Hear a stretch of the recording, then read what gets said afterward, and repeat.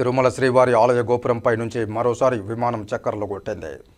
ఆగమ నిబంధనలకు విరుద్ధంగా నిత్యం శ్రీవారి ఆలయంపై విమానాలు వెళ్తుండడం పట్ల భక్తులు ఆవేదన వ్యక్తం చేస్తున్నారు.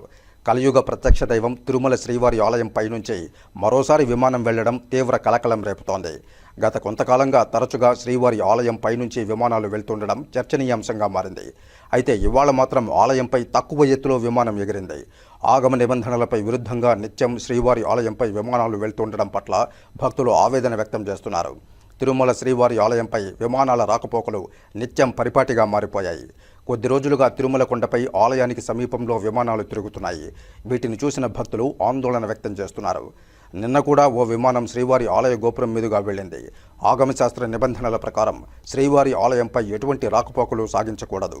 అయితే ఈ విధంగా తరచూ శ్రీవారి ఆలయంపై నుంచి విమానాలు వెళ్లడంపై భక్తులు ఆగ్రహం వ్యక్తం చేస్తున్నారు. ఈ విషయంపై టీటీడీ అభ్యంతరం వ్యక్తం చేస్తున్నప్పటికీ విమానయాన శాఖ అధికారులు మాత్రం పట్టించుకోని పరిస్థితి. టీటీడీ అభ్యంతరం తెలుపుతూ ఉన్న భక్తులు ఆందోళన చేస్తున్నప్పటికీ తిరుమల ఆలయంపై నుంచి విమానాల రాకపోకలు నిత్యకృత్యంగా మారిపోయాయి.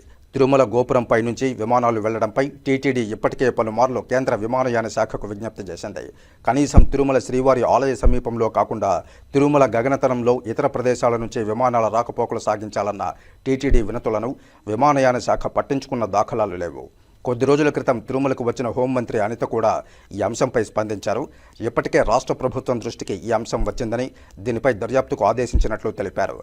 నివేదికలు వచ్చిన వెంటనే కేంద్రంతో రాష్ట్ర ప్రభుత్వం చర్చించి శ్రీవారి ఆలయంపై నుంచి విమానాల రాకపోకలు జరగకుండా చూసుకుంటామని హోంమంత్రి అనిత చెప్పారు.